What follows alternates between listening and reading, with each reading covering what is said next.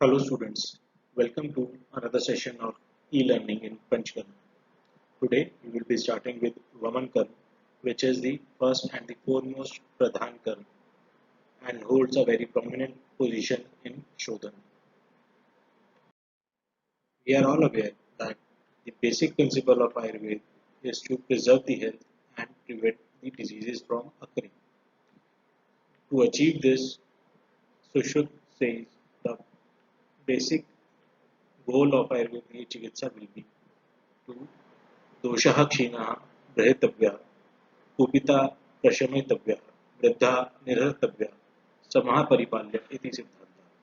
That is, to induce a balanced state in the body by increasing the deficiencies. That is, if doshas are ksheen, then we have to increase it. To pacify the aggravation or vitiation.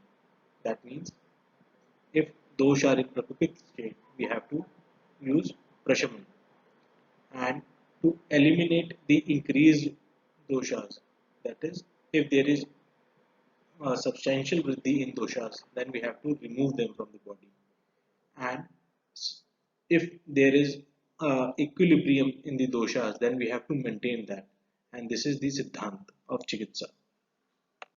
To achieve these siddhant, Chikitsa has been divided into two types, that is Shodhan and Sanchaman. And Vaman is the first of these Shodhan Chikitsa. General meaning of Vaman is therapeutically induced vomiting of stomach contents.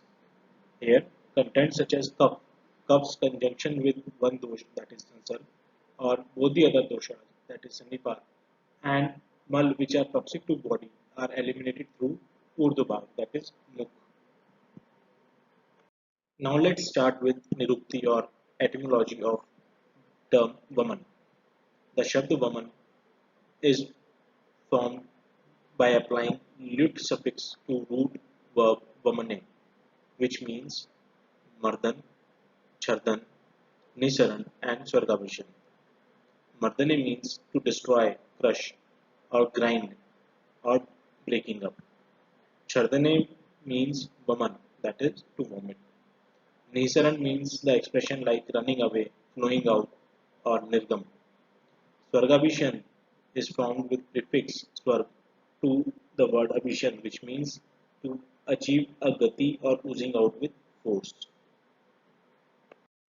Acharya Charak defines Vaman Karma as Tatra Dosha Hannam Urdhbhagam Vaman Sangyakam, which means a process through which vitiated doshas, that is, vitiated cup, etc., are eliminated through the upper channel, that is Urdhbhag, on which Chakrapani comments that Urdhbhag should be considered as Urdhmukh.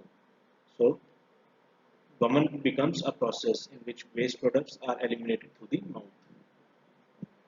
Whereas Acharya Sharangad defines Vaman as apakva pitta shleshmano balat urdhvam nayetu yat vamnan tatti vigyayam madanasya palam yatha, which means a process in which apakva pitta and kapha are forcibly expelled out. Balat means by force. Expelled out through the upper channel is known as Vaman.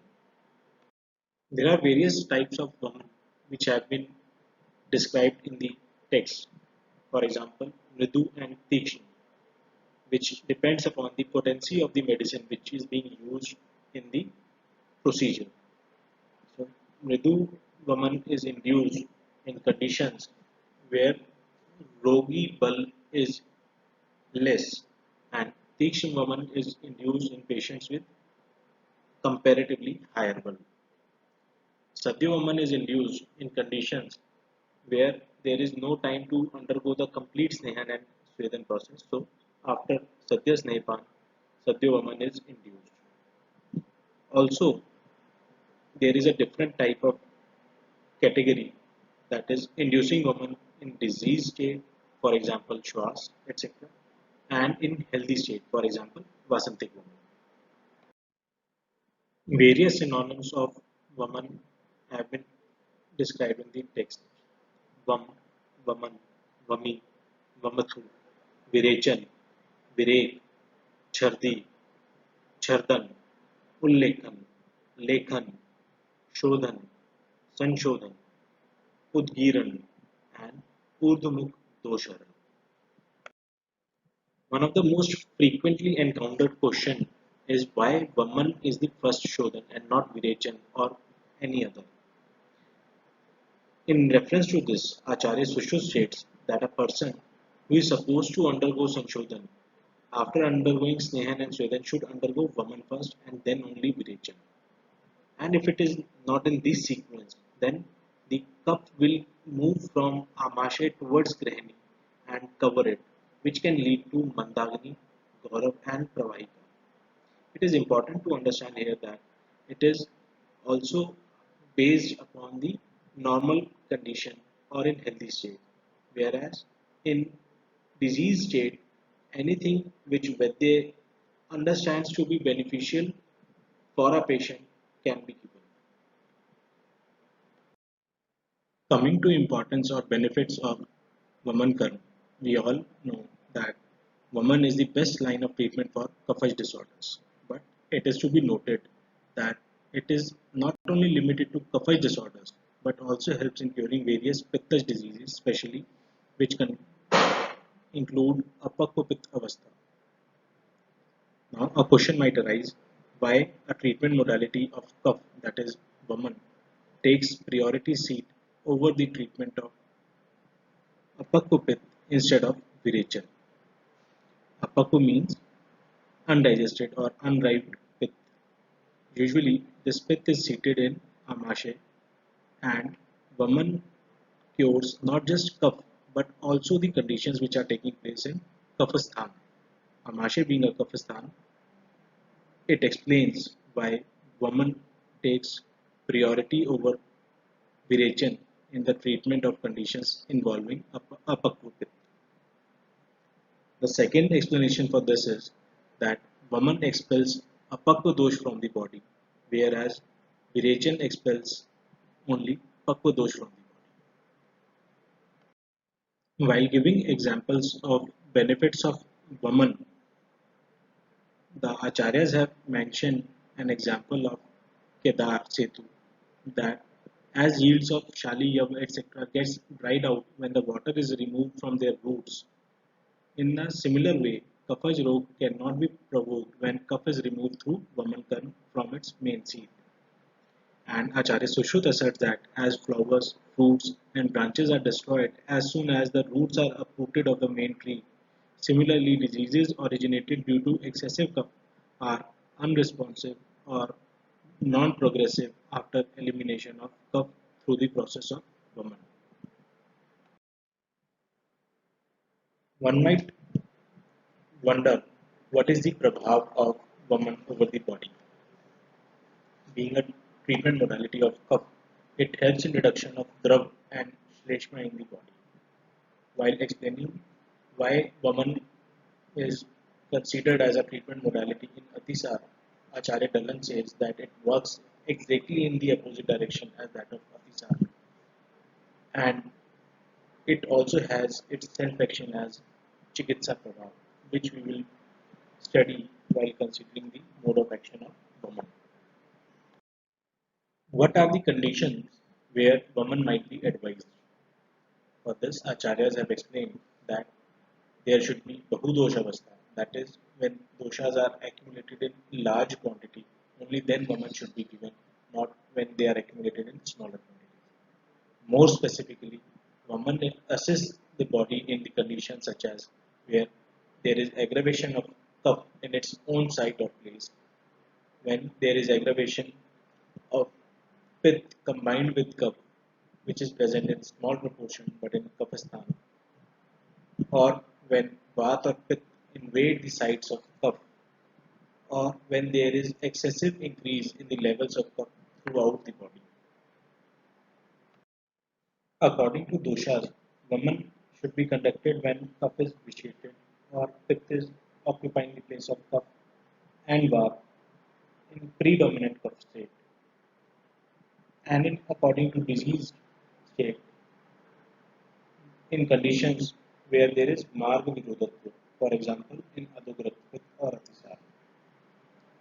or in diseases which are having exclusively cup dominance, for example, Schwarz, CAS, Agene, etc.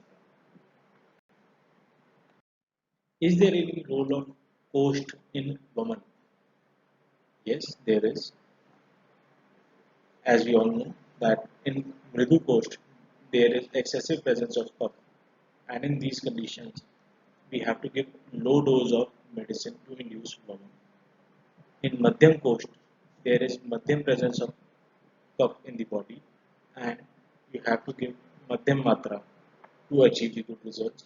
And in crude coast people there is low presence of cough, and therefore higher doses to be given to achieve good results. Now coming to Vaman Yogya.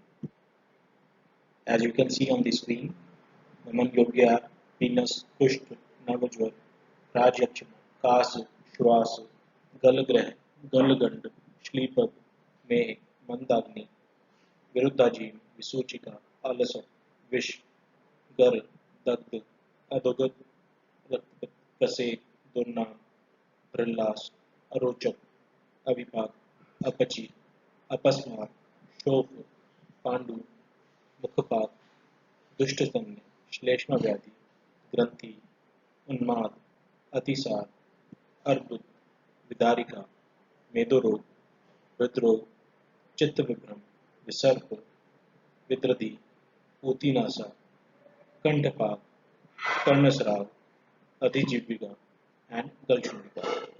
Amongst these, we can categorize as Kaphavastha, Kaphapittavastha, बहुदोषावस्था, मार्ग विरोध चिकित्सा,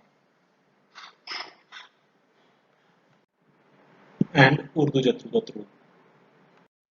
वमन अयोग्य include शतक्षीण, अति स्थूल, अति रूक्ष, बाल, वृद्ध, दुर्बल, श्रांत, पिपासित, क्षुधित, कर्महत, भारहत, अद्वहत, उपवासित, मैथुन प्रसक्त, अध्ययन प्रसक्त, व्यायाम प्रसक्त, चिंता प्रसक्त, क्षाम, गर्भिणी, सुकुमार, समृद्ध कोष्ठ, कृमि कोष्ठ, दुष्छर्दन, ऊर्ध्वरक्तपित्त, प्रसक्त छर्दी, ऊर्ध्ववात, आस्थापित, अनुवासित, हृदरोग, उदावर्त, मूत्राघात, प्लीहा वृद्धि, गुल्म, उदर, अष्ठिला, स्वरोपघात, तिमिर, शिराशूल, कर्णशूल, अक्षिशूल, नित्य दुखी, अर्श, ब्रह्म, पार्श्वरूप, and वातव्याधि.